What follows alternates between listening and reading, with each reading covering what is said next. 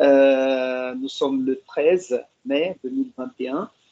Et voilà, aujourd'hui, donc, l'idée du cours d'aujourd'hui, c'est de...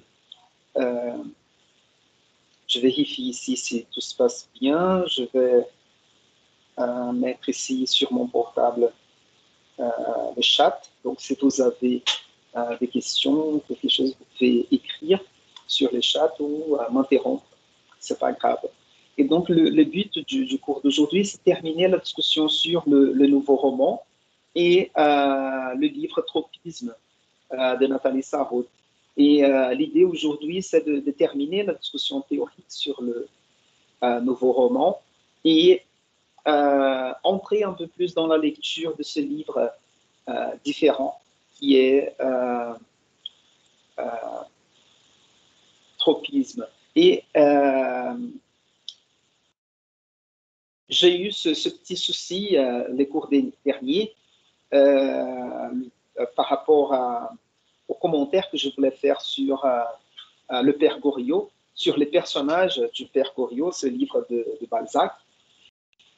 Et donc aujourd'hui, j'ai souligné, séparé quelques extraits que je voudrais commenter avec vous concernant certains personnages, le portrait de certains personnages, la description faite par Balzac sur certains personnages, juste pour faire la comparaison avec le nouveau roman. Donc, je voudrais commencer. Oui, je vais finir la discussion avec Nathalie Sarraute. Et donc, je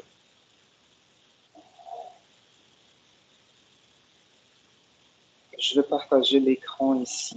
2 secondes.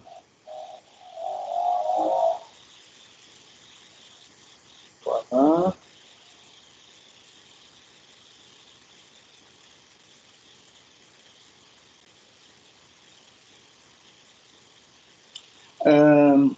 C'est drôle.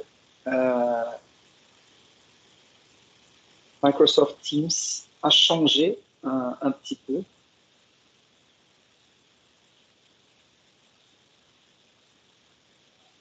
Voilà. Ouais, c'est bizarre maintenant. Non, ça va. Ouais, mais ça a changé. Hier, mon ordi a fait une mise à jour et je ne sais pas si cette mise à jour concernait Teams aussi, mais le partage d'écran, ça a changé pour moi. Mais ce n'est pas grave. Donc, ici, je vais changer la présentation ici et je vais mettre une seule colonne de texte et je vais... Voilà. Comme il s'agit de, ici, le livre de Nathalie Sarraute, d'une version Kindle, donc vous voyez, je peux zoomer le texte et il s'organise, la mise en page s'organise toute seule et je ne perds pas des morceaux de texte à côté. Donc, c'est intéressant. Ici, je vais avancer parce que nous avons déjà commenté les débuts de ce texte, l'ère du soupçon. Et la question, comme je disais tout à l'heure, parce que même je vais faire une promenade dans certains textes et je ne sais pas, je pense que j'ai oublié de mettre une vidéo sur les nouveaux romans sur notre plateforme. Mais cette vidéo-là, elle était déjà disponible ou elle est déjà disponible dans la playlist que j'ai créée dans mon canal YouTube. Donc, si vous voulez y voir, vous allez retrouver, mais je vais la partager dans notre plateforme après. Pourquoi je parle de ça? Parce que dans cette vidéo, il y a une mise en contexte, une contextualisation du nouveau roman, la nouvelle critique, le théâtre nouveau, entre autres. Et ici, aujourd'hui, je vais mettre en évidence tout d'abord la question du personnage. Et c'est intéressant parce qu'il y a un article que peut-être vous avez, surtout ceux qui travaillent sur la jalousie, et je partageais cet article avec les élèves de Panorama qui étudient aussi les nouveaux romans. Et il me semble que je fais une référence à cet article. En fait, c'est le cours dernier. C'est de l'ère du soupçon pour un nouveau roman de Galia Janoszewski. Et en fait, dans l'introduction, ici, je ne vais pas expliquer tout l'article, mais dans l'introduction, elle nous apporte l'idée de quelques thématiques concernant les nouveaux romans, les mouvements du nouveau roman. Et elle parle de la mort du personnage, la disparition de l'intrigue et le développement de nouvelles formes d'écriture. Et je fais cette référence à la vidéo sur les nouveaux romans disponible dans la playlist. Et en fait, c'est parce que la nouvelle critique à laquelle appartient les critiques littéraires Roland Barthes, parle aussi de la mort de l'auteur. Il y a ce célèbre essai de Roland Barthes qui présente cette polémique, cette nouvelle idée, la mort de l'auteur. Et en fait, dans ces textes de Roland Barthes, ce qu'il dit, c'est que on tue ou il faut tuer l'auteur comme, pas tuer vraiment, mais de façon métaphorique. Il faut tuer l'auteur comme référence ou comme autorité majeure sur l'essence du texte pour donner la place au lecteur et au texte à la fois. Et donc, l'idée de Roland Barthes, c'est de laisser de côté l'autorité de l'écrivain, de l'auteur, et mettre en évidence la participation du lecteur et l'importance du texte. Donc, ça fait partie du même contexte de la nouvelle critique d'un renouveau concernant la critique et le nouveau roman concernant l'écriture du roman. Donc, je profite ici de l'introduction de l'article de Galia pour parler de la mort du personnage, la disparition de l'intrigue et du développement de nouvelles formes d'écriture. Peut-être le développement des nouvelles formes d'écriture, c'est un sujet un peu trop large, mais la mort du personnage et la disparition de l'intrigue, on va réussir à voir ou à expérimenter ou à voir en pratique dans les extraits qu'on va lire de Tropisme aujourd'hui. Et donc, c'est la raison pour laquelle je vais parler aujourd'hui un peu autour de cette dimension du personnage, surtout en comparaison ou en comparant avec Balzac, avec les romans traditionnels du XIXe siècle. Si on peut dire, par exemple, que le roman du XIXe siècle est en quelque sorte, dans la littérature française, le roman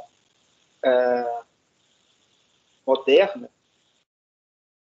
il est moderne au XIXe siècle, mais quand même dans le tournant du XIXe au XXe siècle, pas mal de choses changent par rapport aux conventions littéraires de la construction du roman et par conséquent des personnages. Donc, tout d'abord, vous avez là donc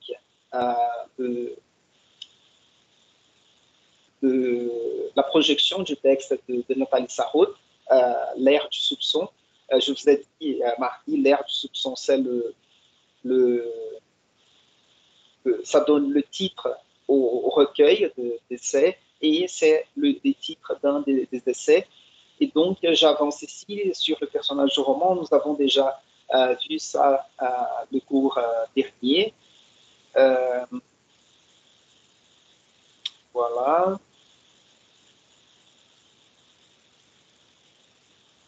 Nous avons déjà tout vu. Et puis, il y a juste un extrait à la fin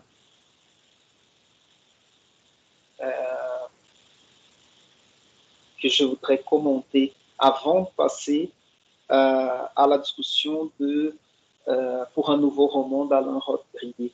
Je crois, voilà, ici. Voilà pourquoi le personnage n'est plus aujourd'hui que l'ombre de lui-même. C'est à contre-cœur que les romanciers lui accordent tout ce qui peut les rendre trop facilement repérables. Aspect physique, donc voilà pourquoi le personnage n'est plus aujourd'hui que l'ombre de lui-même. C'est-à-dire, aujourd'hui, le personnage, c'est l'ombre de ce qu'il a été dans les romans traditionnels du roman traditionnel du 19e siècle. C'est surtout, quand elle utilise ici l'idée de l'ombre de lui-même, c'est-à-dire qu'il n'est pas le personnage je vais utiliser les mots complets pour parler du 9e siècle, mais juste pour dire que, parce que cette manière de construire le personnage du roman traditionnel au 19e siècle était aussi une convention, n'est-ce pas? Et c'est ce qu'on va voir, je vais essayer de vous montrer aujourd'hui, comme si, par rapport à la manière de Balzac, par exemple, de donner presque une biographie des personnages et une description de l'aspect physique du personnage pour nous donner ou donner au lecteur une concrétude plus grande. Aujourd'hui, on s'est rendu compte que peut-être on n'a pas besoin de ces conventions, de cette façon de construire le personnage. Il y a d'autres manières de construire le personnage et par conséquent, on va provoquer chez le lecteur des effets ou des réactions différentes. N'est-ce pas?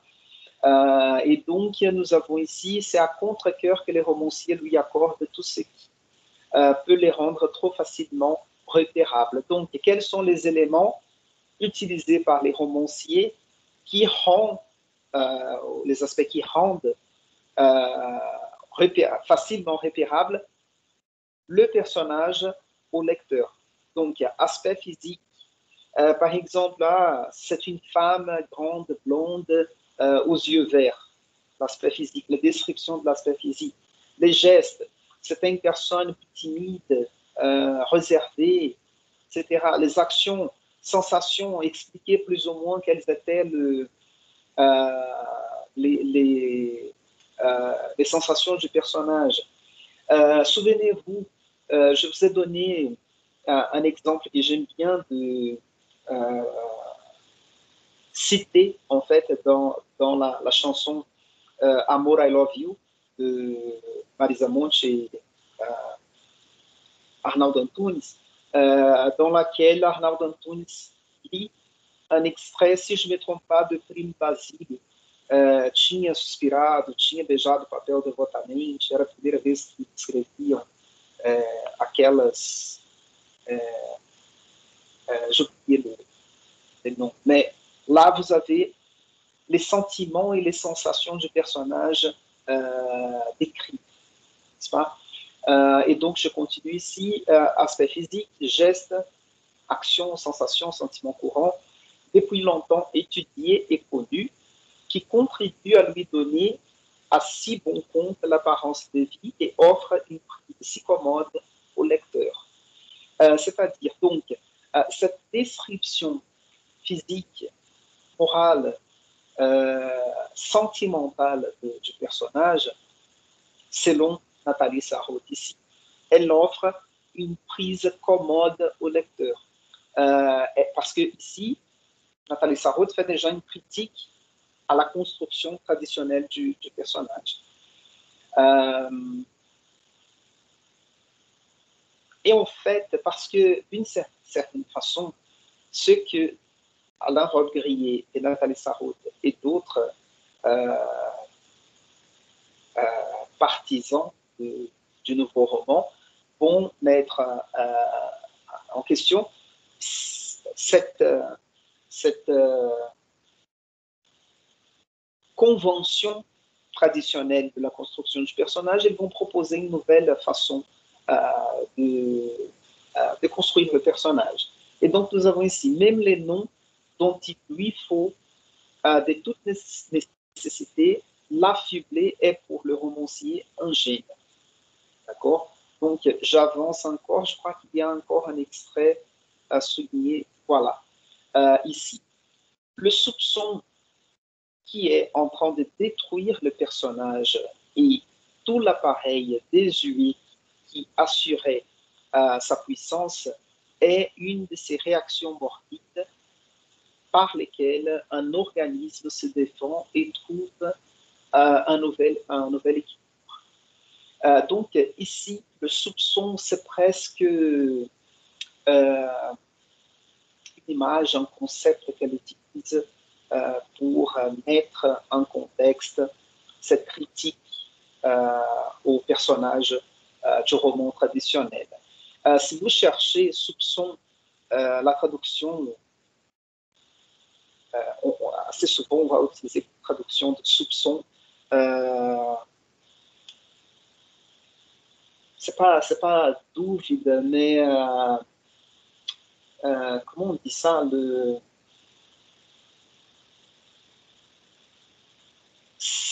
c'est la suspicion, en quelque sorte. Le soupçon, synonyme de suspicion, suspect.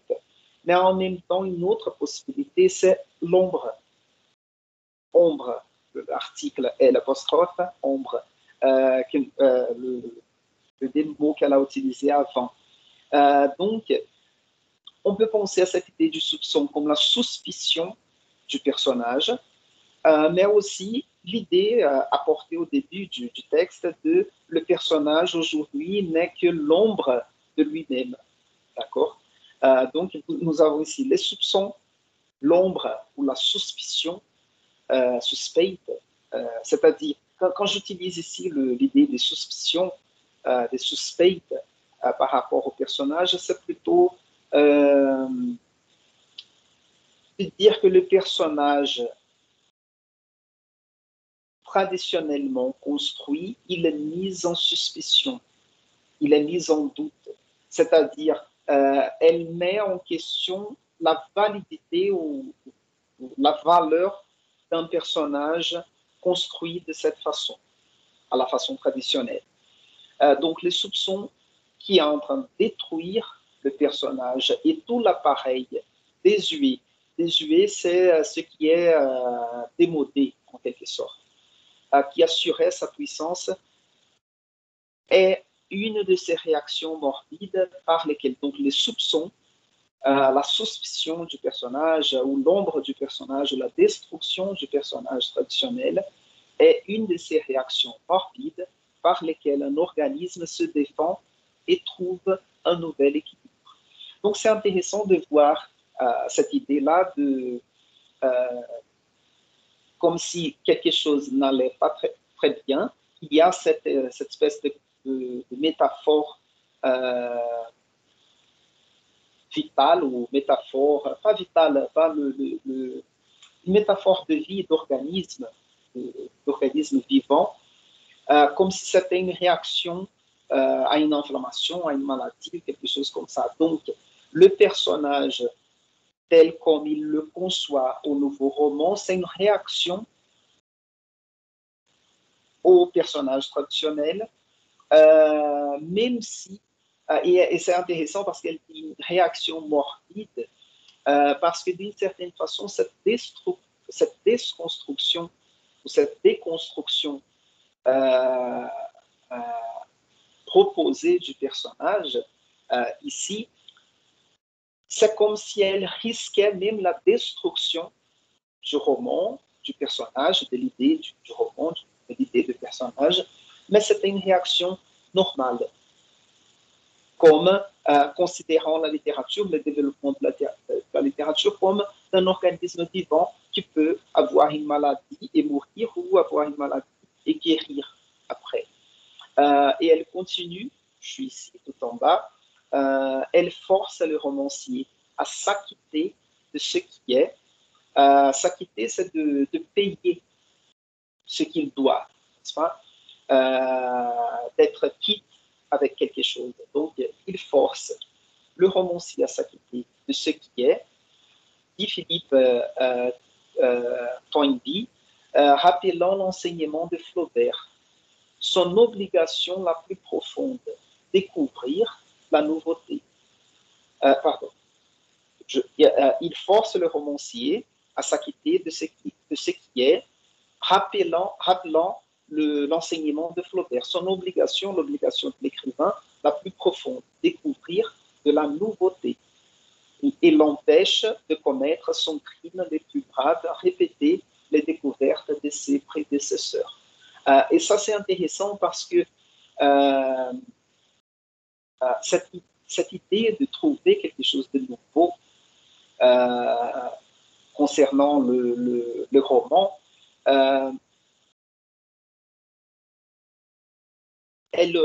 je dirais, elle réavive, elle recrée l'idée de base du roman, et j'ai déjà commenté ici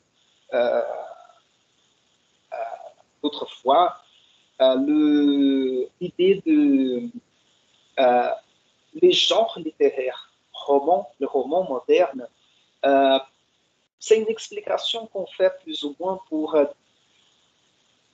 pour expliquer pourquoi les romans et les genres littéraires majeurs aujourd'hui, peut-être les plus célèbres.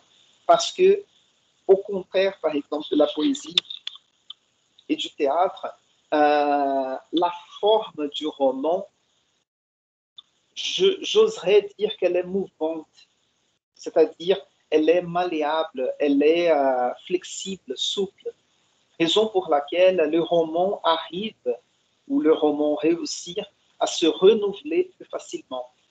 Et ça dépend évidemment de l'écrivain, mais plusieurs romanciers sont toujours en train de trouver une nouvelle façon de s'exprimer, une nouvelle façon de concevoir les romans, qui inclut les aspects ou les éléments structuraux du roman, c'est-à-dire l'intrigue, la chronologie de l'histoire, les personnages, les narrateurs, etc. Peut-être aujourd'hui, je dirais, vous voyez des exemples que j'ai choisis pour ces cours de romans, genre Soumission, Chanson douce, la semaine prochaine, l'événement d'Annie Ernaux, qui est un récit autobiographique. Peut-être il n'y a rien de nouveau au niveau de la forme. Et peut-être d'une certaine façon, les nouveaux romans, c'était... je vais pas généraliser, mais quand même, je vais leur donner leur importance. Peut-être c'était un des derniers mouvements organisés qui a vraiment proposé un changement dans la conception du roman. Même si, après ces années 50, 60, on pourrait appeler ces années 50, 60 dans le contexte du nouveau roman comme la période d'expérimentation, la période la plus radicale de l'innovation. Et après, il recule un petit peu par rapport à cette radicalité du mouvement, de déconstruction de l'intrigue et du personnage, du narrateur, etc. Et donc, c'est ici intéressant comment Nathalie Sarraute rappelle cette idée de Gustave Flaubert, selon laquelle l'obligation de l'écrivain, c'est de découvrir de la nouveauté. Et les crimes les plus graves, c'est de répéter les découvertes de ses prédécesseurs. Donc, selon Flaubert, c'est l'obligation de tout écrivain de se renouveler ou de ne pas répéter ce qui a été déjà fait. Donc, ça, c'est pas vraiment une obligation, mais quand même avoir cet esprit de chercher quelque chose de nouveau, c'est toujours intéressant. Peut-être pour je dirais pour le public général, le public a un peu plus, surtout le public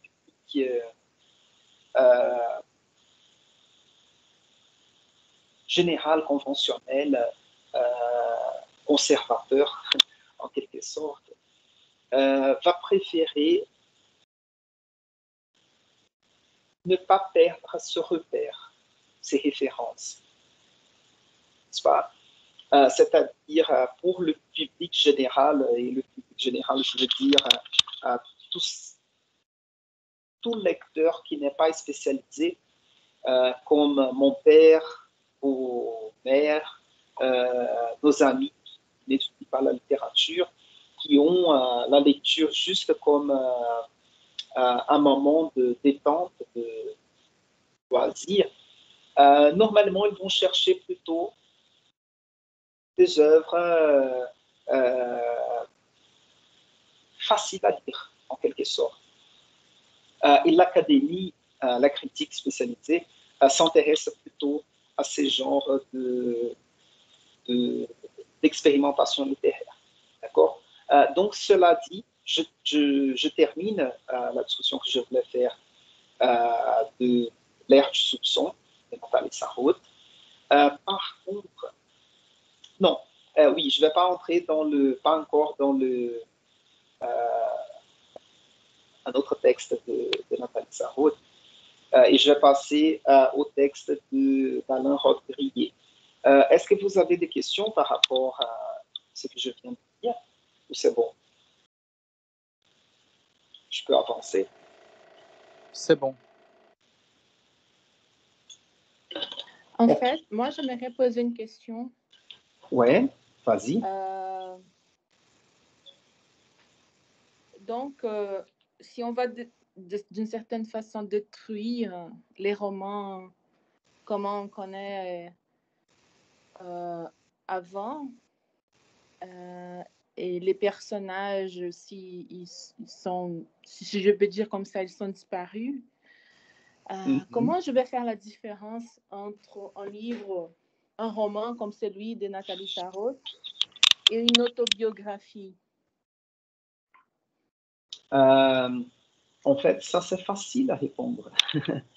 Parce qu'en fait, on va voir, par exemple, dans certains extraits de tropisme, je te pose une question, Daniel. Tu me poses cette question parce que tu as choisi l'enfance de Nathalie Sarraute comme livre pour la dissertation ou pas? Non, je choisis celui de l'Ecclésio, l'Africain. Ah oui. Mais je vois qu'il y a une ligne de ressemblance par rapport à des récits biographiques ou des récits autobiographiques.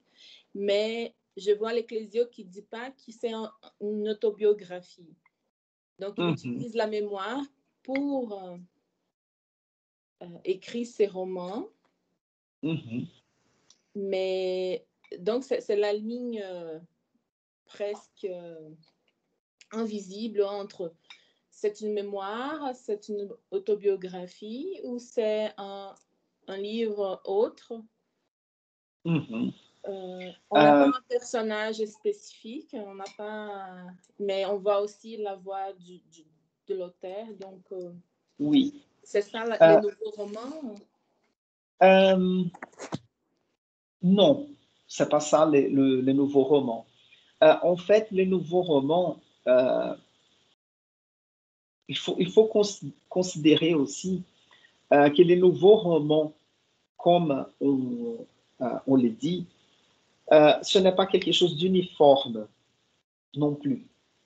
Nous avons, comme je vous ai dit, mardi dernier, ce qu'on appelle les nouveaux romans, c'est une nouvelle génération d'écrivains qui ont renouvelé la façon d'écrire. Ils étaient édités par la même maison d'édition, les éditions de Minuit. Il y a un théoricien qui s'appelle Jean Ricardou, je fais référence à lui mardi, qui a organisé une série de colloques et d'une certaine façon, il est un des théoriciens de ce mouvement. Mais comme vous voyez, Alain Robbe-Grillet, Nathalie Sarraute, je n'ai pas mis ici Michel Butor, mais Michel Butor est aussi romancier et théoricien. Donc, on voit autour de... Et on pourrait ajouter aussi Marguerite Duras, en quelque sorte.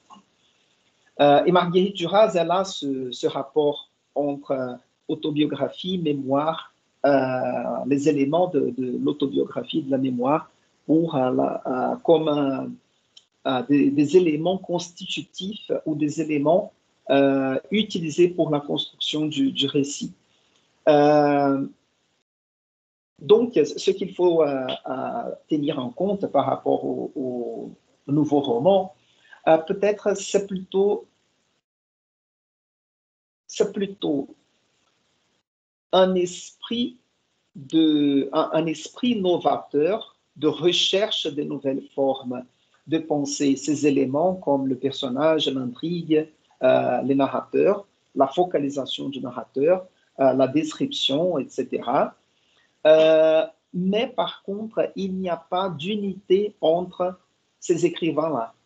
Ils appartiennent peut-être, le plus important, c'était ils étaient édités par la même maison d'édition et ils appartenaient plus ou moins à la même génération, mais individuellement, ils avaient des projets littéraires différents.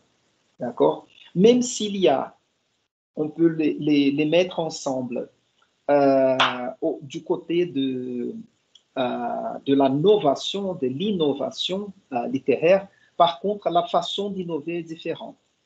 D'accord? Mais en tout cas, ça reste, dans la plupart des cas, des textes fictifs, de la littérature fictionnelle. Et quand on parle d'autobiographie, il faut penser tout d'abord à l'essai de Philippe Lejeune, le pacte autobiographique. Il y a dans le texte autobiographique cette coïncidence ou cette unité de personnage, narrateur et écrivain. Donc, l'écrivain raconte sa propre histoire assez souvent dans la première personne. C'est possible de faire une autobiographie dans la troisième personne. C'est possible.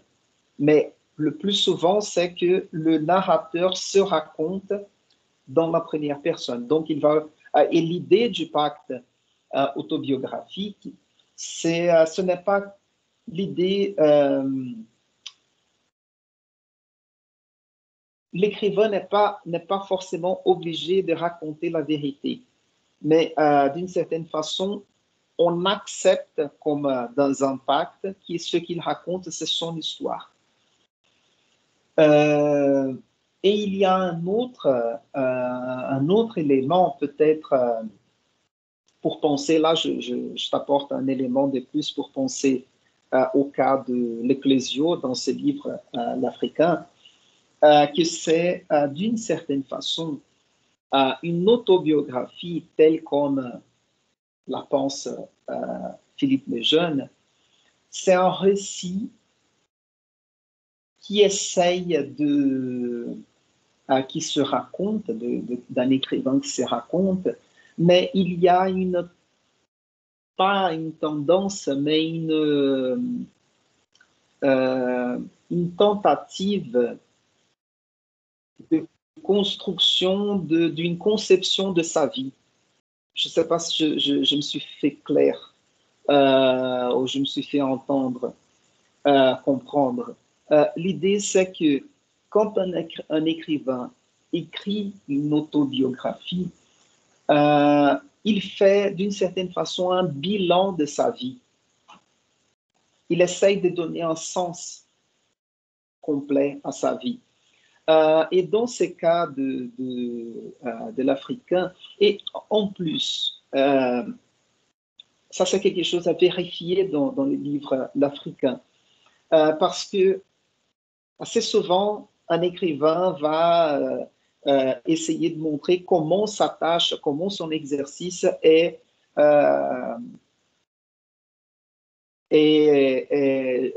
comment je peux dire ça, original. Et donc, c'est quelque chose à se demander, je n'ai pas la réponse là-dessus. Si le livre l'Africain, par exemple, c'est une autobiographie traditionnelle, ou c'est un exercice de mémoire, de se rappeler, de se souvenir des choses. D'accord? Pas mémoire comme un mémoire de master de licence. La mémoire et pas le mémoire, d'accord? La mémoire, la mémoire, le mémoire, seria monographie, quelque chose comme ça. Parce qu'il faut penser si le livre de l'Ecclésio nous apporte cette idée d'un bilan de vie, d'accord? Et ce n'est pas par hasard, Daniel, que maintenant c'est un peu différent parce que ça, surtout l'autobiographie est devenue une mode, une tendance, et après on va trouver des différentes manières de faire des autobiographies. Mais il y avait un débat à un moment donné qui disait que pour faire une autobiographie, il fallait d'une certaine façon être à la fin de sa vie. Justement pour faire un bilan. Et donc, à parler d'autobiographie d'un jeune, par exemple, ça n'avait pas trop de sens. Mais aujourd'hui, je pense on reconfigure cette idée. Donc, c'est une question que je te pose peut-être, comme tu es penché sur le texte de l'Africain, à essayer de répondre à ces questions-là. Si on peut faire confiance à l'auteur et à cette idée que, comme tu l'as dit, qu'il ne s'agit pas d'autobiographie, ou sinon prendre les discours de l'écrivain avec une certaine distance et le critiquer et dire non, ce qu'il fait, c'est vraiment de l'autobiographie. Ça va? S'achève. Pardon? S'achève parce que je suis en train de penser à ma dissertation. Oui. Et aussi, j'ajoute ce que je lis par rapport les livres tropisme. Et j'ai fait des liaisons aussi parce qu'il y a Alain Robert, l'autre auteur là, celui qui a écrit pour un nouveau roman. Rob Grillet, Alain Rob Grillet. Alain Rob Grillet. Parce que là, j'ajoute aussi la phrase qui m'est fixée dans ma tête, détruit des personnages, dans le sens qu'on n'a pas un personnage principal, de personnage secondaire. Donc, on rentre dans cette idée-là de mémoire, une histoire. Donc, c'est pour ça que je dis que ça achève, parce que les romans, les livres, l'Africain de l'Ecclésio, c'est un livre facile à lire, mais quand on se départ avec ces informations-là, je suis toujours mélangée si c'est un roman autobiographique ou sinon, parce qu'il y a des rapports très, très spécifiques de sa vie, mais aussi il y a des rapports avec la période historique de la Seconde Guerre, de la colonisation anglaise, britannique. Donc, oui, mais par contre, ça, c'est le contexte, c'est la partie contextuelle du texte.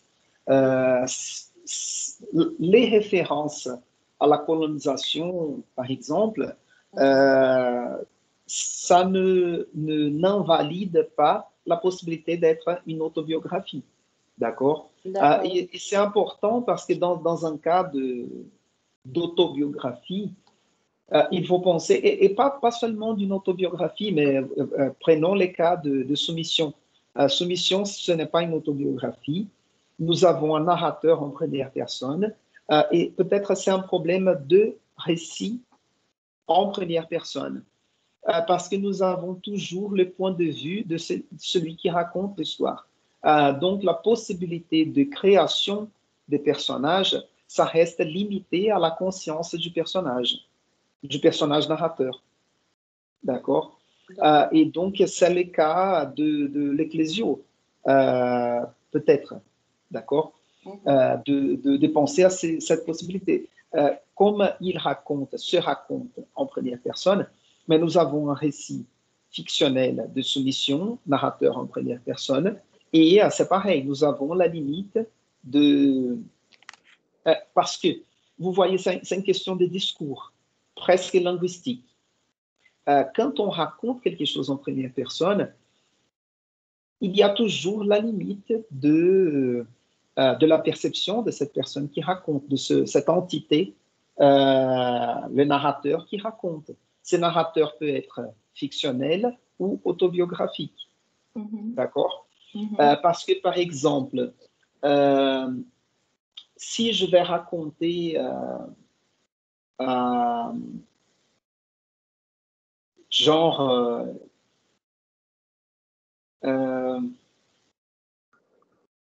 je sais pas, j'essaie de créer ici. La Troisième Guerre à cause de Bolsonaro. Non, je pensais plutôt, par exemple, faire un récit, de vous raconter l'expérience de l'accouchement de ma copine. Et si je commence à raconter que, vous voyez, ça a été une expérience transcendantale, que, comme on dit assez souvent, pas assez souvent, mais il y a certains milieux qui racontent aujourd'hui la possibilité d'avoir un accouchement orgasmatique, des choses comme ça. Vous voyez, je suis toujours un narrateur et j'entre dans son expérience. Et vous pouvez me questionner si vraiment ce qu'il raconte, si ce que je raconte, c'est vraiment ce qu'elle a vécu. D'accord? Parce que je deviens un narrateur intromisseur, en quelque sorte. Donc, là, il y a un problème, et ça, c'est quelque chose d'intéressant à penser aussi. Il y a ce problème du discours. La langue nous oblige à parler comme ça. Nous avons la possibilité de raconter en première personne, deuxième personne ou troisième personne. N'est-ce pas? Donc, on n'a pas d'autres moyens. Et donc, le cas de l'Ecclésio, c'est de penser, à mon avis, si ce livre fonctionne comme un bilan de vie, ou plutôt genre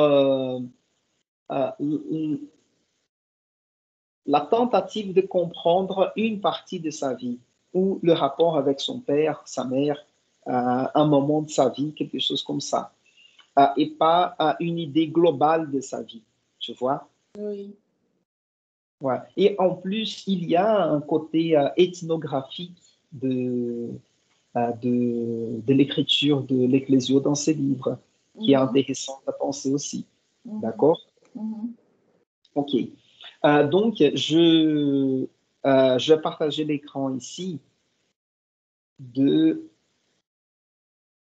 du PDF pour un nouveau roman. Voilà.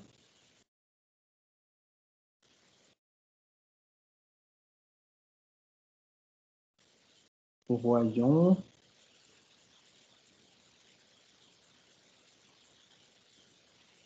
Voilà, donc je saute quelques pages ici parce que ici, il va raconter un peu le propos du livre, pas forcément, ça ne nous intéresse pas tant que ça.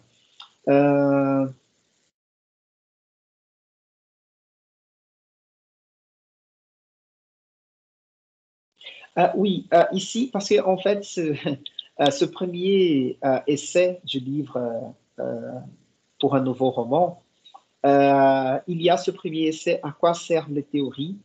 Et il commence avec cette phrase que j'aime bien, je ne suis pas un théoricien du roman, mais il va essayer de réfléchir au roman d'une certaine façon. Il va faire un exercice de critique, de poétique, parce que c'est un exercice de réfléchir à la production des romans.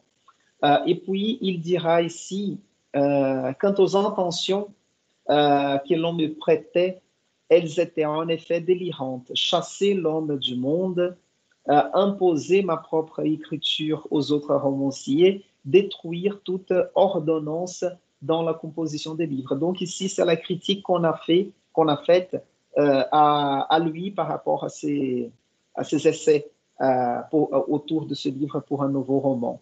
Donc il dit ici, ce texte ne constitue en rien une théorie du roman. Il tente seulement de dégager quelques lignes d'évolution qui me paraissent capitales dans la littérature contemporaine. Et il continue, l'autre, non, c'est pas... ouais, non, ça va. Le terme nouveau roman, il y a là une appellation commode englobant tous ceux qui cherchent des nouvelles formes romanesques capables d'exprimer ou de créer des nouvelles relations entre l'homme et le monde, tous ceux qui sont décidés à inventer le roman, c'est-à-dire à inventer l'homme. Donc l'idée ici, c'est il explique aussi les gens qui sont autour de ces mouvements, qu'est-ce qui les unifie, qu'est-ce qui les met ensemble. Et donc, je ne vais pas tout commenter ici.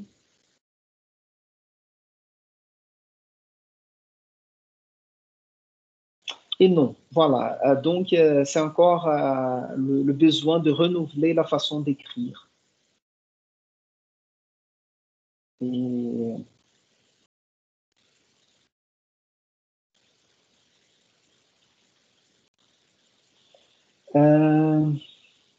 oui, en fait, ici, il fait une espèce de mise en contexte intéressante.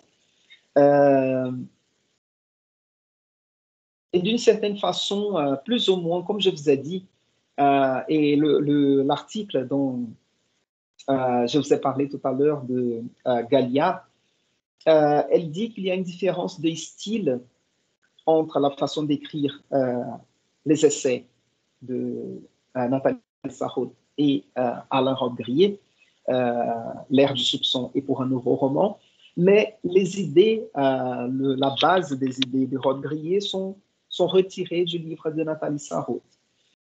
Et donc ici, et d'une certaine façon, Alain Robbe-Grillet est plus, dans ce texte-là, pour un nouveau roman, il est plus direct, plus clair, presque plus rationnel, plus mathématique avec ses idées. Et donc, ce qui m'intéresse ici, c'est cette idée-là. Chaque romancier, chaque roman doit inventer sa propre forme. Aucune recette ne peut remplacer cette réflexion continuelle. Le livre crée pour lui seul ses propres règles. Encore, le mouvement de l'écriture doit-il souvent conduire à les mettre en péril, en échec peut-être, et à les faire éclater. Donc ici, encore une fois, pour insister dans cette idée de la rénovation de la façon d'écrire. Donc, je ne veux pas me retarder trop ici.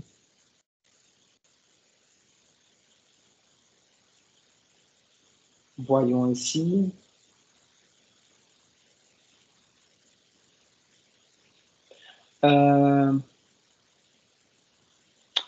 Oui.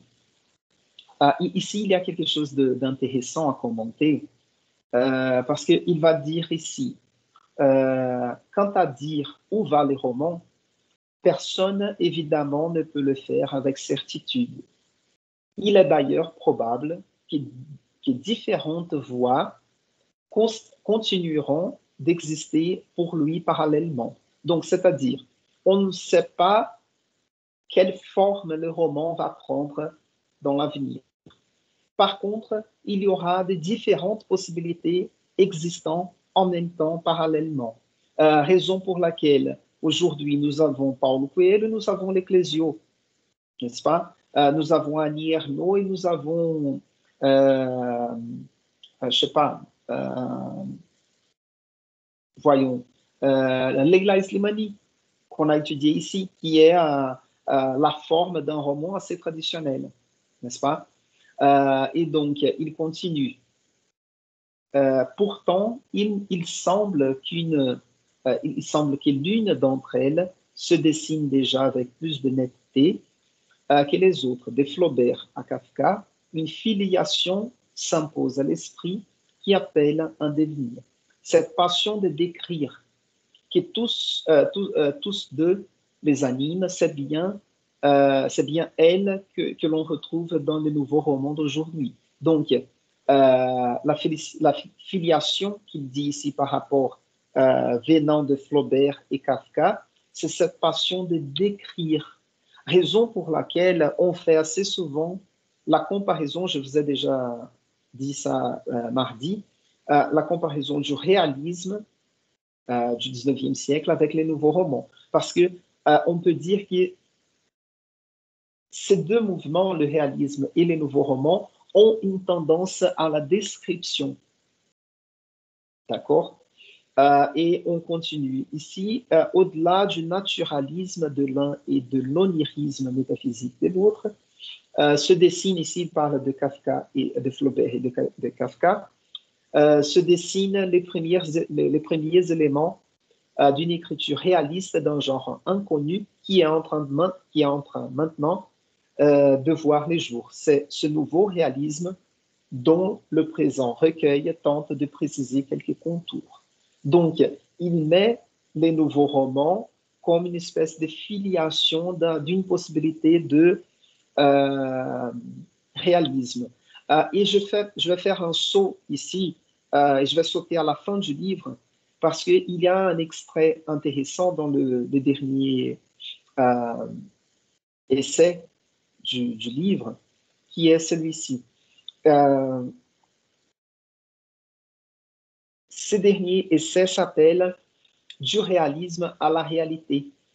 Et il va dire ici la première phrase. « Tous les écrivains pensent être réalistes ». Et puis, il continue ici. « Le réalisme n'est pas une théorie définie sans ambiguïté qui permettrait d'opposer certains romanciers aux autres. C'est au contraire un drapeau sous lequel s'érange l'immense majorité, sinon l'ensemble des romanciers aujourd'hui. » Ce qui est intéressant, que je ne vais pas entrer et lire tous ces extraits, mais ce qui est intéressant dans cet argument de Rob Grillet, c'est que, à son avis, tous les écrivains vont toujours se dire plus réalistes. Récemment, c'était plutôt au niveau politique que j'ai utilisé une image similaire. C'était parfois, il y a d'analystes politiques qui disent, par exemple, qui font une analyse assez pessimiste et on leur dit mais vous êtes trop pessimiste, et dit non, je suis réaliste. Et par exemple, prenons le cas du ministre Paulo Guedes. Dès qu'il est devenu le ministre, il dit que l'économie au Brésil va s'améliorer, on va dépasser la crise et on va créer des nouveaux emplois, l'économie va avancer, les taux d'échange, le taxe de câmbio va se réduire et les temps passent et ça ne vient pas. Donc, si on dit à Paulo Guedes, mais tu es trop optimiste peut-être, mon frère, mon vieux. Et sûrement, il va répondre, non, je suis réaliste parce que je suis confiant, je fais confiance aux entrepreneurs et à la possibilité, à la potentialité de la reprise, de la remontée de l'économie. Donc, c'est intéressant cette idée que, d'une certaine façon, il va chercher dans différents courants ou différentes tendances littéraires, et ils vont toujours se dire plus réalistes que l'autre. Mais c'est important de dire, ils vont se dire, s'affirmer réalistes, mais la façon, la forme littéraire va changer. Par exemple, nous avons, vous connaissez, je ne vais pas vous donner d'exemple, mais vous connaissez, nous avons des textes, des livres plus psychologiques. Donc, certains écrivains entrent plus facilement dans la psychologie des personnages. Mais on peut dire, oui, mais c'est toujours une fiction. C'est le narrateur, l'écrivain, qui crée cette illusion psychologique dans les textes. Les poètes, les écrivains surréalistes vont développer la technique de l'écriture automatique. Donc, l'idée, c'est d'écrire au plus vite ce qui vient à l'esprit, à la tête, et on met dans les papiers. La tentative, c'est de réduire l'espace du jugement, de la raison dans les textes. Alors, l'idée, c'est d'être le plus réaliste possible par rapport aux pensées, aux idées qui nous viennent dans la tête et le mettre au plus vite dans les papiers. Proust, par exemple, il aura toute une architecture du texte, comme je vous ai déjà dit ici, avec plusieurs phrases subordonnées, etc., pour essayer de montrer comment ça se passe, la déclinaison ou la division des pensées. Et on va dire, non, mais c'est une forme aussi. Donc, c'est intéressant, cette idée de Rob Grillet, de dire que chaque écrivain ou tout écrivain se revendique cette idée du réalisme. Cela dit, je recule, je fais attention au temps. Donc, c'est déjà le premier texte.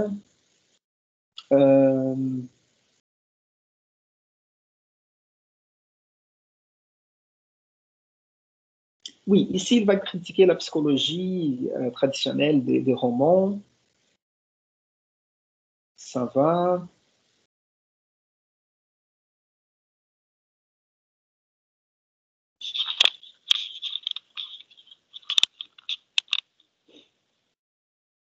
Non, ça va.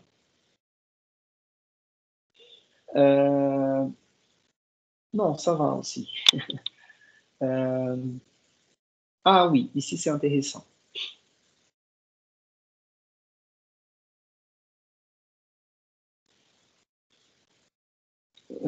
Ouais, bon, c'est bien chargé. Donc il dira ici, tout se passe en effet comme si les conventions de la photographie, les deux dimensions, le noir et le blanc, le cadrage, les différences d'échelle entre les plans, contribuaient à nous libérer de nos propres conventions. L'aspect un peu inhabituel de ce monde reproduit, de ce monde reproduit nous révèle en même temps le caractère inhabituel du monde qui nous entoure. Inhabituel, lui aussi, dans la mesure où il refuse de se replier à nos habitudes d'appréhension et à notre ordre. En fait, ici, ce qu'il met en question, c'est cette la convention réaliste de cette description photographique. Et en fait, cette description photographique, elle n'est pas forcément réaliste. En fait, elle représente une convention de perception du monde. D'accord? Et voyons encore ici. Non, ça va. Oui. Et dans ce deuxième, troisième essai, il va parler un petit peu de quelques notions périmées, de quelques notions qui perdent force, n'est-ce pas, autour du roman. Et une, c'est le personnage. Et donc, parce qu'il va parler du personnage, de l'histoire, de l'engagement et de la relation forme-contenu. Mais moi, je vais me concentrer ici seulement sur le personnage aujourd'hui. Donc, il dira ici par rapport au personnage. Et là, je vais parler rapidement de ce texte-là, de cette idée de robe grillée par rapport au personnage. Et puis, je passe à la démonstration dans les textes du roman Le Père Goriot de Balzac et ensuite dans les textes de Nathalie Sarraud. Donc, je vais essayer de passer rapidement sur ce texte de Alain Robbe-Grillet. Donc, il dira sur le personnage 50 années de maladie, le constat ou la constatation de son décès enregistré à maintes reprises par les plus sérieux essayistes, rien n'a encore réussi à le faire retomber du piédestal où l'avait placé le 19e siècle. Donc, ici, c'est la critique qu'il fait. Le personnage continue à être posé, mis dans un piédestal. Et le nouveau roman va essayer de mettre en question cette figure. Voyons donc, il dira ici, par rapport à l'idée traditionnelle, un personnage doit avoir un nom propre, double si possible, nom de famille et prénom. Juste une chose, je n'ai pas commenté cet extrait mardi, ou je l'ai fait. Dites-moi, là, j'ai eu une espèce de déjà-vu. Je n'ai pas commenté cet extrait. Je ne me rappelle pas. D'accord, parce que j'ai eu une sensation d'avoir déjà raconté.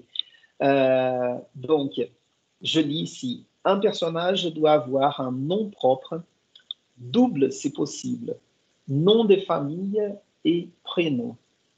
Il doit avoir des parents, une hérédité. Il doit avoir une profession.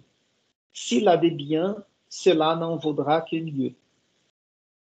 Enfin, il doit posséder un caractère, un visage qui le reflète, un passé qui a modelé celui-ci et celui-là. Son caractère dicte ses actions, le fait réagir de façon déterminée à chaque événement. Son caractère permet au lecteur de le juger, de l'aimer, de les haïr. Donc, ou peut-être, je vais profiter cet extrait de Robbe-Grillet parce que là, ce qu'il dit, cette conception du personnage ici n'est pas une conception du personnage dans les mouvements du nouveau roman. C'est la conception du personnage dans le roman traditionnel chez Balzac, par exemple. Donc, au lieu de continuer la discussion de l'article de Robbe-Grillet, je vais démontrer comment ça se passe dans les livres de Balzac, comme j'ai essayé de faire dans les derniers cours. Donc, je passe ici, je vais faire une pause dans la discussion du texte de Robbe-Grillet et je viendrai ici dans les textes de Balzac. D'accord? Donc, vous avez ici l'exhibition du texte Le Père Goriot de Balzac. Comme vous voyez ici, c'est la première page. C'est l'extrait que nous avons lu. C'était l'ouverture du roman qui commence avec le personnage de Madame Vauquet, qui est la propriétaire, la patronne de la pension dans laquelle vivent la plupart des personnages de ces romans. Et donc, il commence ici par décrire rapidement Madame Vauquet, et puis il va entreprendre une description de la pension de Madame Vauquet. Donc, je ne vais pas me concentrer dans la maison. Et juste pour vous montrer ici, la maison où s'exploite la pension bourgeoise appartient à Madame Vauquet, etc. Donc, il va, vous voyez, la façade de la pension donne sur un jardinet, en sorte de maison, etc. Il y a une longue description de l'espace, de l'ambiance où va se passer une partie de cette histoire. Donc, un espace fermé de la pension, mais il y aura l'espace ouvert de la ville de Paris. Mais ce qui m'intéresse ici aujourd'hui, c'est les personnages. Donc, ça continue un peu cette description de la société, de la pension, etc. Et puis ici,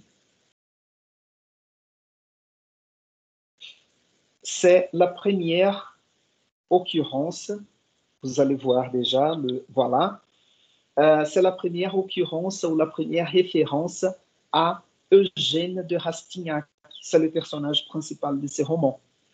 Et dès qu'il parle de, voyez-vous ici, je vais commencer à lire ici.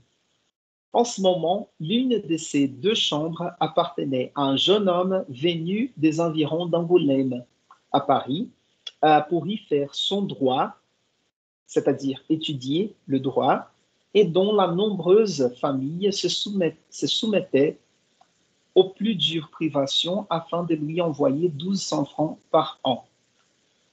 Eugène de Rastignac, donc vous voyez le personnage, il a un prénom, Eugène, et de Rastignac, son nom de famille. Et il continue. Ainsi se nommait-il, était un de ces jeunes gens façonnés au travail par le malheur. Donc, il a été façonné, moldado au travail par les malheurs, qui comprennent dès le jeune âge les espérances de leurs parents, que leurs parents placent en eux, et qui se préparent une belle destinée en calculant déjà la portée de leurs études et les adaptant par avance au mouvement futur de la société pour être les premiers à la pressurer. Donc, vous voyez, je vais anticiper déjà quelque chose ici.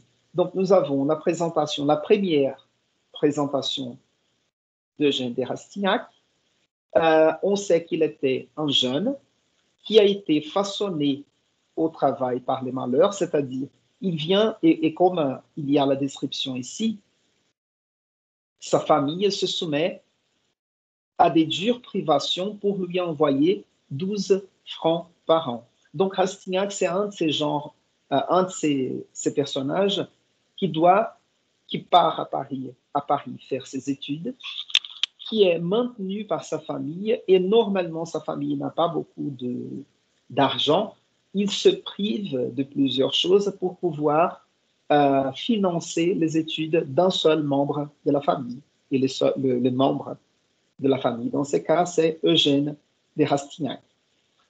Et puis, les espérances de leurs parents placent en eux et qui se préparent une belle destinée en calculant déjà la portée de leurs études. Donc, c'est quelqu'un qui voit la possibilité d'ascension sociale à partir des études.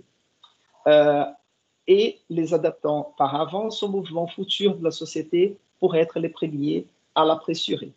Et puis, et vous voyez ici, c'est intéressant, nous avons les narrateurs qui nous donnent encore d'autres informations.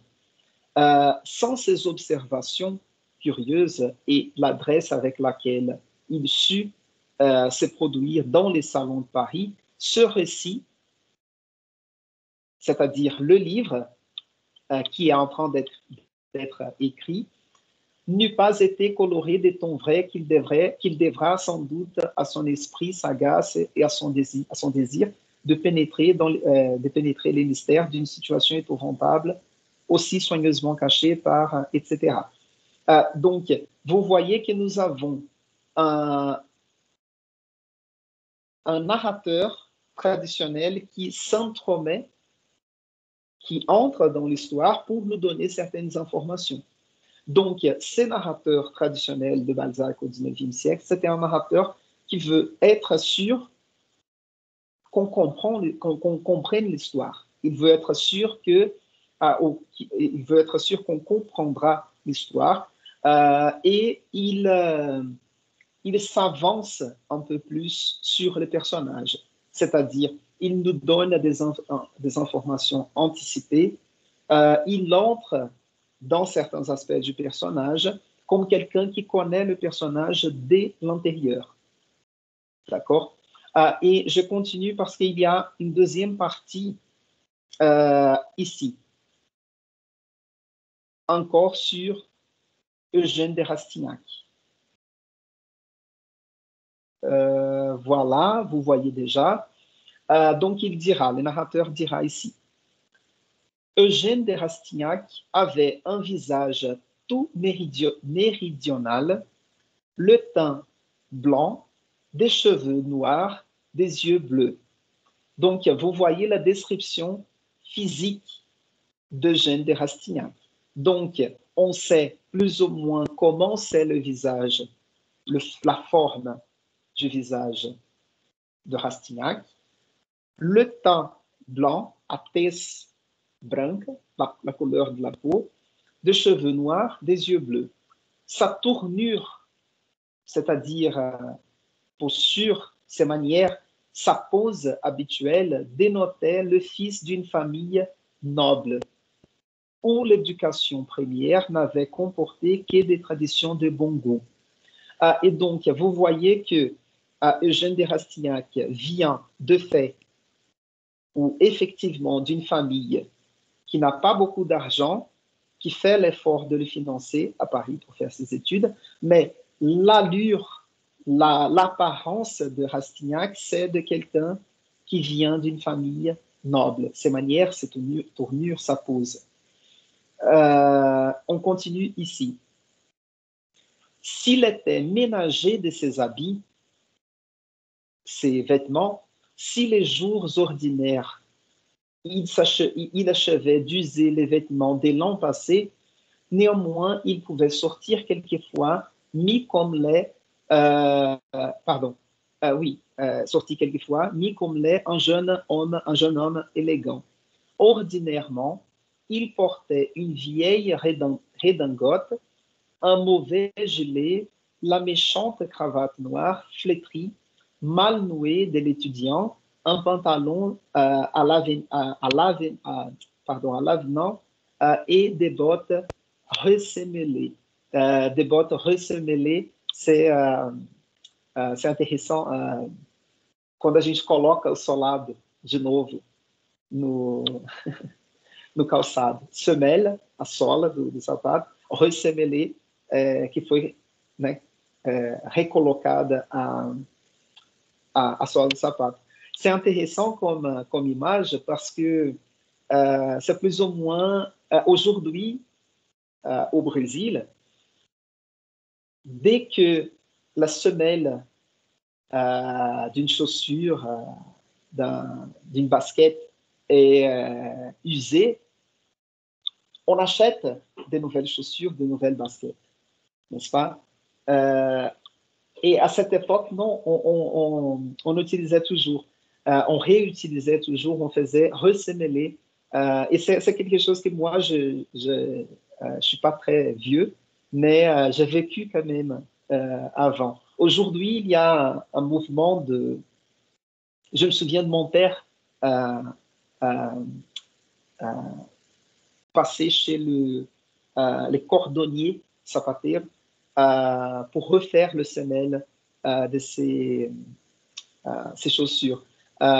Et aujourd'hui, il y a un mouvement qui reprend ces habitudes, mais c'est plutôt un mouvement lié à l'idée du déchet zéro, n'est-ce pas, contre les consumérismes, par exemple.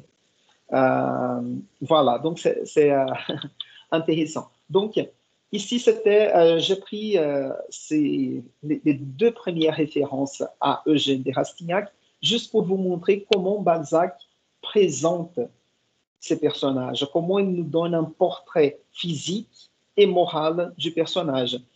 Il y avait un autre personnage ici, mais je vais laisser de côté pour avoir le temps de parler de Nathalie Sarraute. Donc, Alain Robbe-Grillet. Ici, son commentaire sur le personnage traditionnel. Voyons ici. Voilà. Voilà. Et ici, je termine avec ce paragraphe ici pour parler du monde actuel, c'est-à-dire le monde de Robbe-Grillet dans les fin des années 50. Il dira ici, notre monde aujourd'hui est moins sûr de lui-même, plus modeste peut-être, puisqu'il a renoncé à la toute-puissance de la personne, mais plus ambitieux aussi puisqu'il regarde au-delà. Le culte exclusif de l'humain a fait place à une prise de conscience plus vaste, moins anthropocentriste. Le roman paraît chanceler ici, ce n'est pas comme en portugais. Nous avons en portugais chancelar comme dar chancel, comme valider quelque chose. Et en français, chanceler, c'est perdre l'équilibre. D'accord? Donc, les romans paraissent chanceler. O romance parece balançar, escorregar, ayant perdu son meilleur soutien d'autrefois, le héros. S'il ne parvient pas à s'en remettre, c'est que sa vie était liée à celle d'une société maintenant révolutionnée, changée.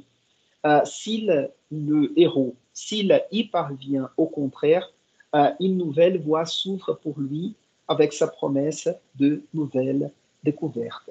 Donc, il nous donne moins de précisions sur ce qui sera le héros ou le personnage dorénavant, à partir de maintenant, mais il fait la critique que le personnage traditionnel, comme chez Balzac, a perdu sa place. D'accord? Et donc, je m'arrête dans cette discussion théorique et j'entre, je vais discuter un texte, un des tropismes de Nathalie Sarraute. Donc, je vais faire comme ça. Nous avons 20 minutes.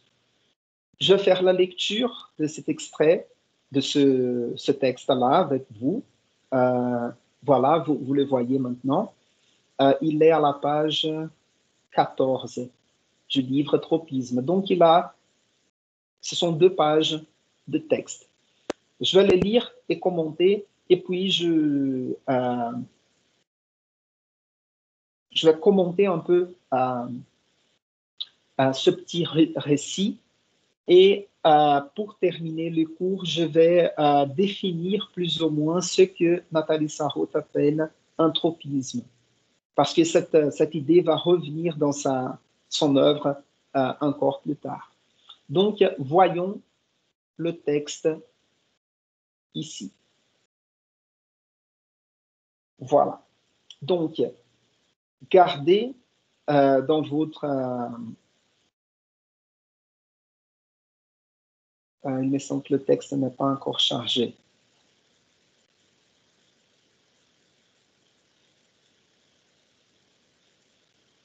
Peut-être, voyons. Ouais, maintenant ça marche. Gardez dans vos esprits, dans votre esprit, l'idée du roman traditionnel, du personnage traditionnel de Balzac. Donc, il y avait en quelque sorte une mise en contexte des personnages, de l'espace où va se passer cette histoire, de la ville, de la pension, le caractère moral et physique des personnages, cette description, ce portrait, etc. Garder, et ça c'est facile parce que c'est l'image la plus conventionnelle, n'est-ce pas? Et entrons ici dans le texte de Nathalie Sarraute. J'aime bien ce texte-là, celui-là spécifiquement. Donc, voyons. Par les journées de juillet très chaudes, les murs d'en face jetaient sur la petite cour humide une lumière éclatante et dure. On commence avec une description du moment de l'année, mais on ne sait pas de quelle année, n'est-ce pas? Par les journées de juillet très chaudes, les murs d'en face jetaient sur la petite cour humide une lumière éclatante et dure. Cour humide ou patio, n'est-ce pas? Il y avait un grand vide sous cette chaleur, un silence. Tout semblait en suspens ou en suspens. Ouais, ici on ne prononce pas le non ici parce que il y a le suspense qu'on utilise de l'anglais, donc ça se prononce suspense.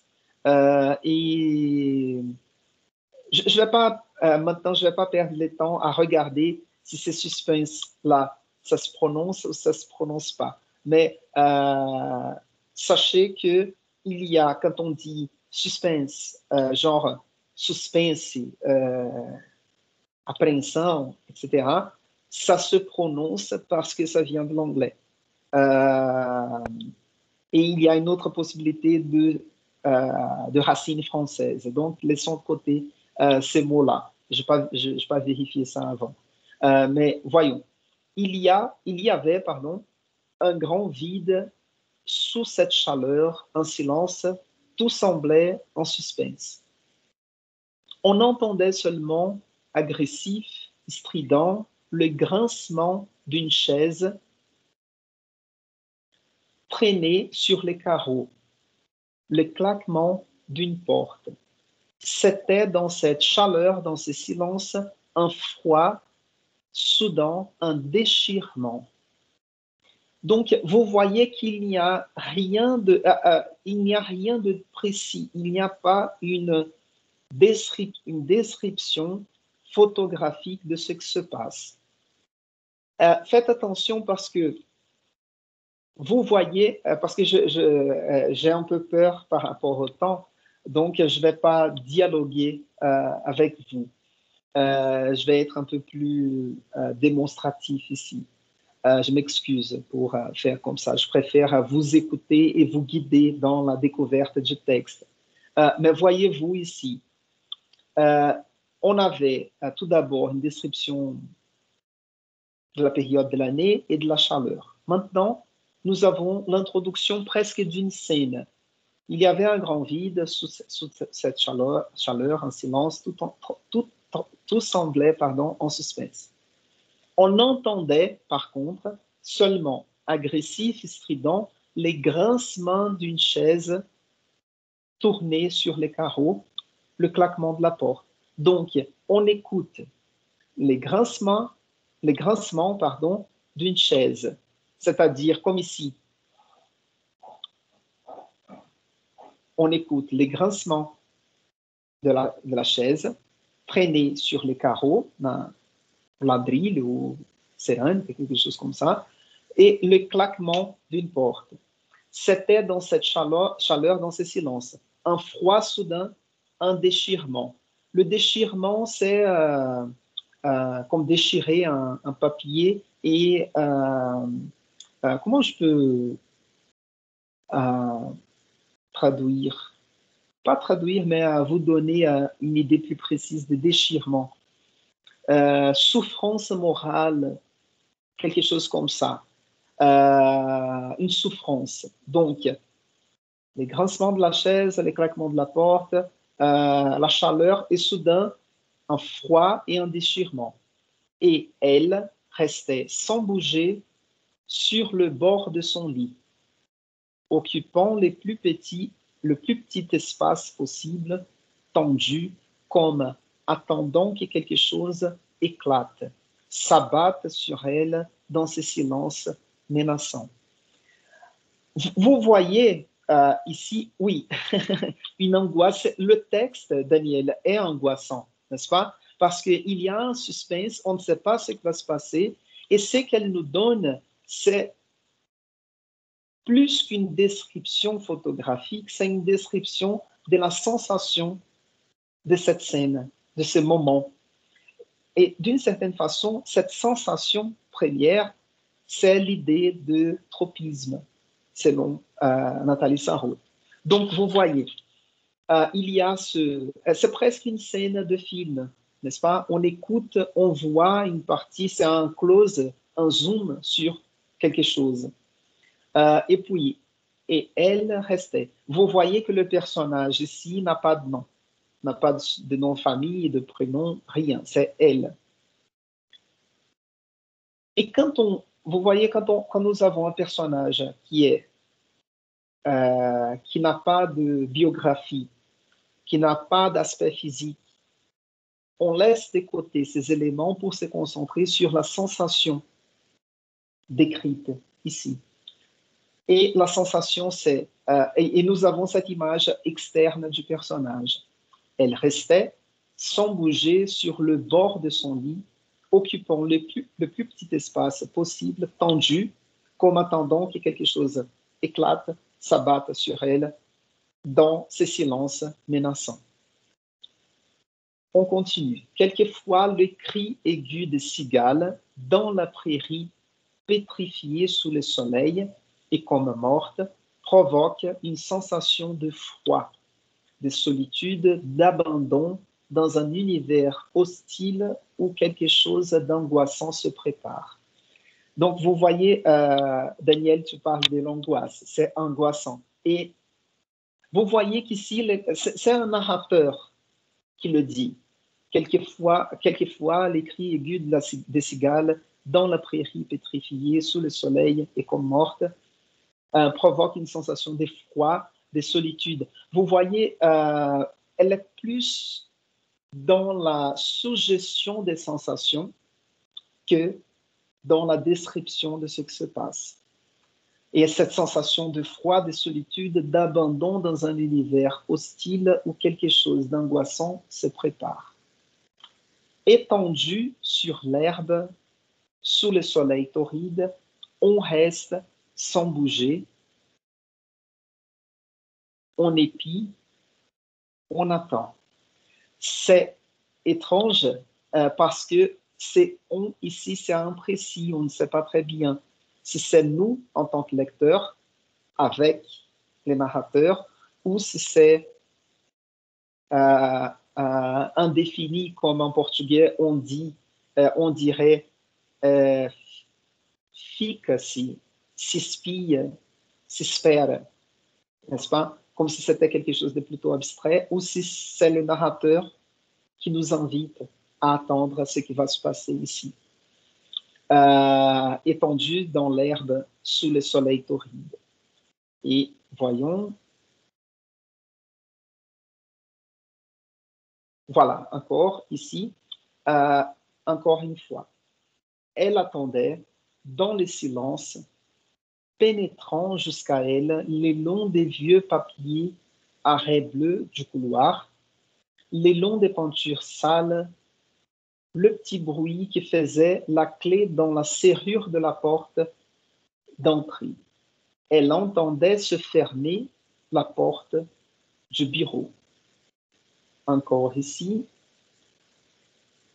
elle restait là, toujours récroquevillée, attendant sans rien faire. Vous voyez que nous savons que la personnage est là, sans rien faire. mais on ne sait pas si elle est blonde, si elle est brune, si elle est rousse, etc. Grande, petite, maigre, ronde, on ne sait pas. La moindre action comme d'aller dans la salle de bain, se laver les mains, faire couler l'eau du robinet, paraissait une provocation, un saut brusque dans le vide, un acte plein d'audace. Ce bruit soudain de l'eau dans ces silences suspendus, ce serait comme un signal, comme un appel vers eux, ce serait comme un contact horrible, comme de toucher avec la pointe d'une baguette de méduse et puis d'attendre avec dégoût qu'elle tressaille à tout coup, se soulève et se replie. Elle les sentait ainsi, étalés, immobiles derrière les murs et prêts à tressaillir, à remuer. Elle ne bougeait pas. Et autour d'elle, toute la maison, la rue semblait l'encourager, semblait, ici c'est au pluriel, donc autour d'elle, toute la maison, la rue, donc la maison et la rue semblaient l'encourager, semblaient considérer cette immobilité comme naturelle. Il paraissait certain qu'on ouvrait la porte et qu'on voyait l'escalier plein d'un calme implacable, impersonnel et sans couleur. Un escalier qui, je vais souligner ici juste pour faciliter la lecture. Un escalier qui ne semblait pas avoir gardé la moindre trace des gens qui l'avaient parcouru, pas les moindres souvenirs de leur passage quand on se mettait derrière la fenêtre de la salle à manger et qu'on regardait les façades des maisons, les boutiques, les vieilles femmes et les petits-enfants qui marchaient dans la rue. Il paraissait certain qu'il fallait le plus longtemps possible attendre, demeurer ainsi immobile, ne rien faire, ne pas bouger, que la suprême compréhension, que la véritable intelligence, c'était cela. Ne rien entreprendre, remuer le moins possible et, ne rien faire. Parce qu'ici, il y a une description plus ou moins de l'immeuble, de l'escalier, la façade, etc. Et le dernier paragraphe, tout au plus pouvait-on, en prenant soin de n'éveiller personne, descendre sans le regarder l'escalier sombre et mort et avancer modestement le long des trottoirs, le long des murs, juste pour respirer un peu, pour se donner un peu de mouvement, sans savoir où l'on va, sans désirer aller nulle part, et puis revenir chez soi, s'asseoir au bord du lit et de nouveau attendre, replié, immobile. Et c'est fini le texte. Et ce qui est intéressant, le texte termine comme ça. On passe au texte suivant. Le matin, elle sautait de son lit très tôt, courait dans l'appartement, âcre, serré, tout chargé de cris, de gestes, d'allaitements, de colère, de scènes. Elle allait de chambre en chambre, furetait à la cuisine, etc. Donc, ce qui est intéressant ici, c'est que d'une certaine façon, c'est possible de lire ce livre comme un ensemble de textes ayant un rapport l'un à l'autre. Mais le problème, c'est si on essaye de lire ces extraits, ces textes ensemble, les comprendre comme faisant un ensemble, on aura des problèmes avec les catégories comme l'intrigue, les personnages, la chronologie des faits, etc. Et donc, ici, mais on peut lire les textes aussi comme une espèce de contes, des textes indépendants l'un de l'autre. Alors, tout avant de terminer, qu'est-ce que vous avez à dire par rapport à ce texte-là?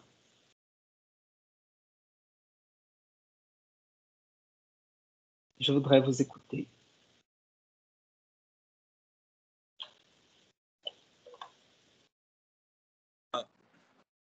En fait, je dois lire un autre texte puis pour comprendre un peu parce que je ne pouvais pas tout comprendre de la première fois. C'était un peu oui, ma première impression, c'était que c'est un texte très fragmenté et je ne savais pas si les personnages étaient les mêmes de recueil de le texte antérieur et j'étais un peu confus et c'est ça. Je pense que je dois le lire encore une fois. Mais c'était très court, je pensais que c'était une lecture très courte. Oui, et cette idée du fragmentaire, elle est intéressante aussi, n'est-ce pas? Parce que, comme je disais, si on déconstruit l'intrigue, parce que l'intrigue, il faut avoir une continuité entre les parties, n'est-ce pas? Et ici, nous avons une espèce d'ensemble de scènes sans continuité. Et une fois qu'il n'y a pas de continuité, on détruit plus ou moins l'idée d'intrigue, n'est-ce pas? Parce que l'intrigue, c'est justement coudre ou associer une partie à une autre et construire l'histoire comme ça. Et ici, nous n'avons pas, et c'est que nous avons peut-être, quand elle fait comme ça, si on essaye, par exemple, de comprendre l'ensemble des textes comme un roman, c'est peut-être un ensemble de sensations, comme cette sensation. Vous voyez, ici, nous n'avons pas trop d'informations du personnage, de ce qui s'est passé, mais nous avons une mise en évidence de la sensation ressentie. Et on est capable d'associer cette sensation à une expérience de notre vie. Par exemple, voyez-vous, je vais les dire en portugais parce que je vais utiliser une image qu'on utilise assez souvent à présent, aujourd'hui. Imagine a cena de término, uma pessoa, né, deixou a outra, acabou de ir embora, a gente ouviu o barulho da porta, e a outra fica na cama em posição fetal. Eu falei que queria falar em português por causa da posição fetal. Vira e mexe. Hoje em dia as pessoas falam, vou ficar em casa em posição fetal, chorando. Et il y a une description de ce qui se passe autour.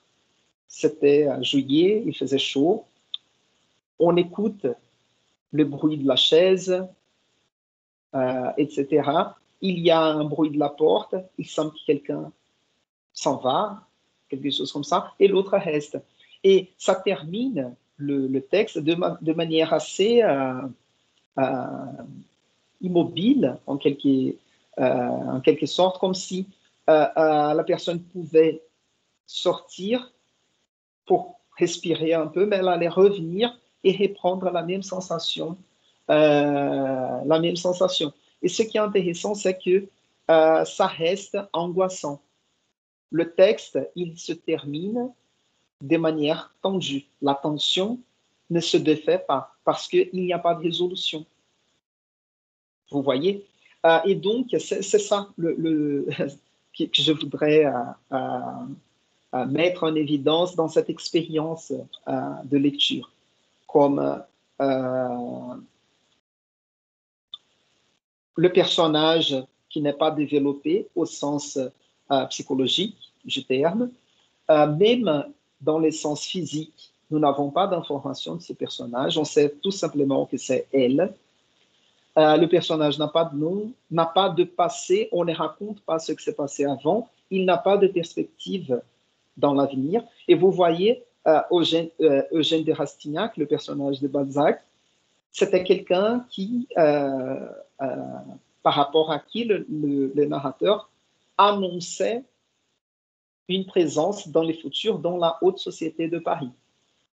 N'est-ce pas? L'allure noble qui va ouvrir les portes ou une entrée à la grande société parisienne de l'époque. Ici, on ne sait pas.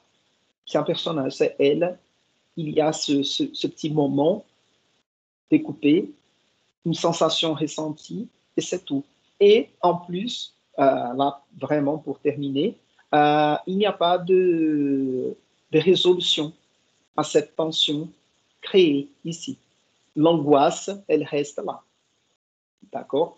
Et ça, ici, j'essaie de faire une brève analyse d'un texte parce que malheureusement, on n'a pas eu plus de temps. Mais l'idée, c'était de vous mettre en contact avec un mouvement plus contemporain, plus récent, le nouveau roman, un mouvement assez radical dans ses principes, de mettre en question certains éléments du récit, du roman traditionnel, même si après le nouveau roman, on a reculé vers, comme vous avez vu avec Leila Slimani, avec Houellebecq, on recule dans les éléments traditionnels du récit, n'est-ce pas? Peut-être, comme Daniel a dit, peut-être vous allez voir des différences ou vous allez voir, vous allez prendre contact avec d'autres radicalités littéraires avec les livres de la dissertation. Par exemple, les cas de Dora Bruder, de Modiano. Il y a des choses différentes là aussi. Le cas de l'Africain. Évidemment, ceux qui font sur la jalousie, de Rob Grillet, évidemment. Et l'autre livre, c'était... il y a L'amant de Marguerite Duras, et ce mélange aussi avec ce qui est mémoire, ce qui est fictif, l'utilisation de la première personne, du narrateur en première et en troisième personne, etc. Et peut-être les plus traditionnels de ces formes, c'est l'extension du domaine de la lutte de Houellebecq, n'est-ce pas? Donc, essayez de penser, de réfléchir à ces questions par rapport au livre que vous avez choisi pour la dissertation. Cette discussion un peu plus théorique que j'ai faite ici autour du nouveau roman, c'est pas pour écrire, c'est pas pour mettre dans la dissertation, mais juste pour travailler la réflexion autour de ces éléments du récit. D'accord? Donc, voilà ce que peut-être je vais faire un peu comme ça. Comme je vous ai dit, là, je suis vraiment un peu très peu organisé au niveau des activités. Mais comme je vous ai dit mardi, par rapport à Nathalie Sarraute, je vais vous donner une activité assez simple et je vais utiliser cette histoire-là, discutée ici en cours. Donc, ce que je vais vous demander, c'est de faire un paragraphe. En fait, parce que c'est de l'écriture créative, n'est-ce pas? Ce que je vais vous demander. Non, pour ne pas compliquer, je vais écrire, je vais faire l'activité, vous allez recevoir la notification, etc. Mais ce que je vais vous proposer, c'est de donner une suite à cette histoire.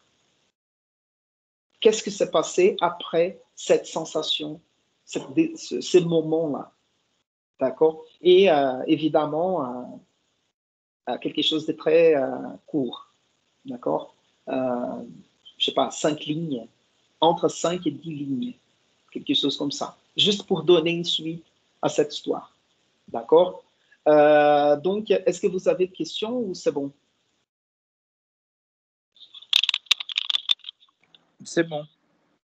OK. Donc, j'espère que vous avez bien aimé cette discussion. Moi, j'aime bien, je trouve que c'est assez intéressant comme expérience de lecture, ce livre-là. Donc, c'est ça, la semaine prochaine, on n'aura pas cours mardi, seulement jeudi. Donc, profitez les temps pour avancer dans la dissertation et lisez le livre de Dany Erno, parce que je vais introduire les discussions sur autobiographie, le récit de soi, la condition de la femme. Donc, il y a pas mal de choses à discuter autour de l'événement, ce livre, ce récit autobiographique autour d'un avortement. D'accord? Donc, je vous souhaite un bon week-end et à la semaine prochaine. Bye bye. Au revoir. Merci, bonne semaine. Merci, au revoir. Merci, Bonne au semaine. revoir. Au revoir. À vous aussi. Au revoir.